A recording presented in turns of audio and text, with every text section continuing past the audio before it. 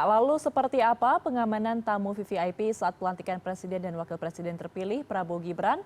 Kami sudah terhubung dengan produser lapangan CNN Indonesia Putri Demes di NTMC Korlantas Polri.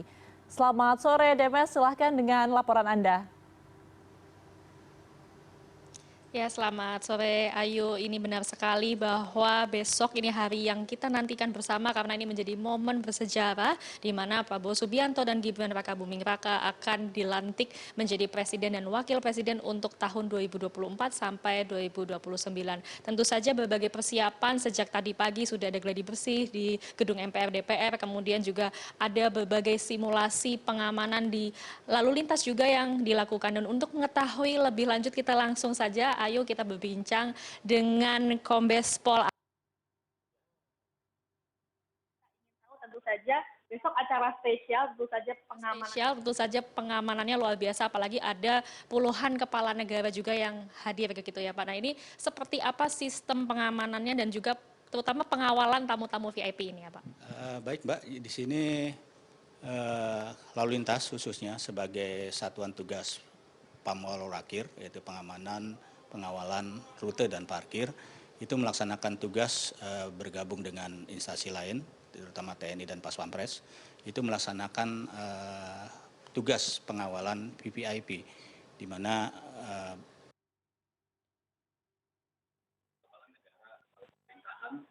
pemerintahan, istri maupun utusan-utusan khusus dari negara-negara yang rencananya akan hadir pada perhelatan pelantikan Bapak Presiden dan Bapak Wakil Presiden besok. Baik Pak, ini kalau di belakang kita ini adalah sistem begitu ya Pak, ini jalannya pengawalan. Nah, ini seperti apa Pak? Karena kan rute di Jakarta ini luar biasa padatnya, apalagi besok mungkin banyak sekali masyarakat yang antusias, ada 13 titik panggung rakyat yang juga disiapkan, mungkin juga ada masyarakat yang tersebar di jalan untuk menyambut Presiden dan Wakil Presiden yang baru. Nah, ini sistem rute untuk membawa tamu VIP sudah disiapkan Pak, seperti apa itu skenario-nya? Ini sebenarnya salah satu sistem yang kita miliki untuk melaksanakan pemantauan secara live terhadap perjalanan dari VVIP yang baik kedatangan, kemudian menuju tempat event maupun kegiatan-kegiatan lain yang akan mereka lakukan. Jadi di sistem ini kita bisa melakukan persiapan jalan, kemudian juga mengetahui kemana VVIP tersebut akan melintas. Termasuk kita akan menyiapkan rute-rute apabila terjadi kegiatan-kegiatan masyarakat yang akan dilalui rute tersebut. Melalui sistem ini juga sebagai pusat kendali utamanya, sistem ini dilengkapi dengan beberapa kemampuan, antara lain kita bisa memantau secara yang lewat, kemudian kita juga bisa melihat rute-rute yang akan dilalui, baik itu yang sudah dipersiapkan maupun rute yang akan nanti dilalui apabila terjadi kegiatan-kegiatan di luar yang sudah direncanakan. Contohnya misalnya kita memiliki, boleh ini kita contohkan, misalnya kita lihat di sini adalah kendaraan-kendaraan yang sekarang pada saat ini sedang berada di lokasi. Di sini kita lihat ada beberapa yang sudah nyala, itu kendaraan itu sedang melaksanakan kegiatan pengawalan. Ya, kemudian kita juga bisa melihat misalnya di sini adalah yang kalau besok nanti ada panggung rakyat, kita bisa lihat di sini. Ini panggung rakyat akan kita siapkan. Ya, kita siapkan. Kemudian kita bisa lihat venue-venuenya, misalnya hotel-hotel yang akan ditinggali oleh para VIP ini, termasuk kegiatan-kegiatannya.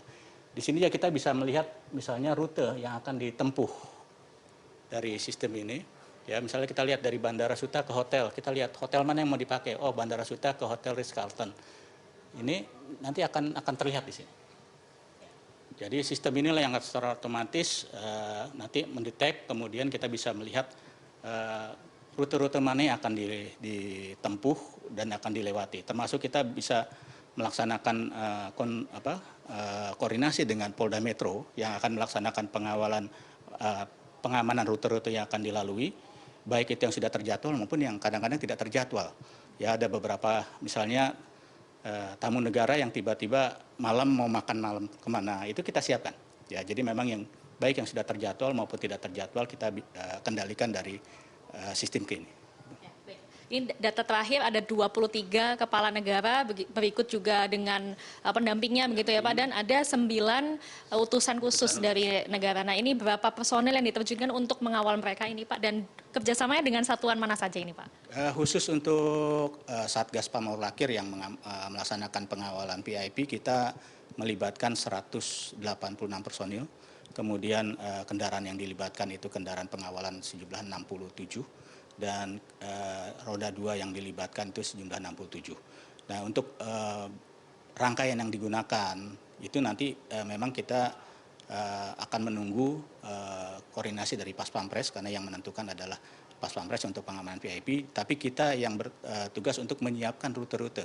Ya, kita berada di ring 2 maupun ring 3, itu menyiapkan dan memastikan rute yang akan dilewati aman dan semua kegiatan masyarakat sedapat mungkin tidak terganggu. Gitu. Nah, baik Pak, ini terakhir yang mungkin ingin diketahui juga oleh masyarakat, karena besok acaranya luar biasa, pengamanannya juga ekstra. Nah ini yang perlu rute-rute dihindari oleh masyarakat, karena tentu saja ada rekayasa lalu lintas ya Pak untuk besok pagi sampai mungkin sampai siang hari. Boleh disebutkan Pak rute mana saja yang akan dilakukan rekayasa lalu lintas? Baik. Secara keseluruhan dari kegiatan rangkaian ini kita memang membagi beberapa klaster. Ada klaster kedatangan yaitu bandara, ya, kemudian klaster akomodasi itu hotel, klaster kegiatan baik itu DPR RI maupun Istana Merdeka Utara, dan klaster-klaster kegiatan lain yang memang dimungkinkan para tamu ini akan berkunjung. Nah, tapi untuk khusus untuk kegiatan besok itu ada rute yang banyak dilintasi, terutama memang rute Sudirman Tamrin, kemudian di depan Gatot Subroto sebelah DPR, itu akan menjadi salah satu daerah yang cukup terimbas dari kegiatan pelaksanaan pengawalan VVIP ini. Secara umum tidak akan ada penutupan, tapi kita akan memprioritaskan untuk VVIP ini lewat. Ya pasti kita mohon masyarakat sedikit bersabar pada saat kendaraan-kendaraan tersebut lewat, karena memang kita mengharuskan menjaga keamanan para VVIP itu untuk bisa melaksanakan aktivitas dan melintas lokasi tersebut dengan aman. Kami sarankan, karena besok juga ada rencana ada panggung rakyat yang ada di 13 titik utamanya dari mulai Sudirman Tamrin ini, itu diharapkan masyarakat kalau bisa menggunakan kendaraan umum, baik MRT, LRT, busway, karena walaupun tidak ada penutupan, mungkin lebih bijak, lebih enak kalau kita bisa menggunakan kendaraan transportasi umum. Gitu. Ya, baik, tentu saja kita berharap semua acara besok termasuk pengawalan VIP terutama ya Pak, ini bisa berjalan lancar, momen bersejarah besok supaya bisa terkendali semuanya. Terima kasih banyak Pak Aris atas waktunya bersama CNN Indonesia.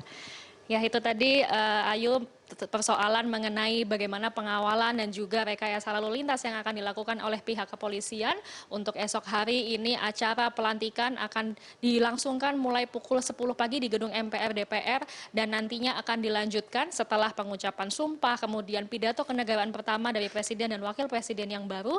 Nanti mereka akan melangsungkan kegiatan berikutnya ini langsung di Istana untuk kemudian bisa sambut dengan Presiden dan Wakil Presiden yang terdahulu. Sehingga nanti masyarakat memang dihimbau untuk bisa langsung berada di panggung-panggung rakyat begitu ya, untuk bisa merayakan bersama momen bersejarah ini. Ayu.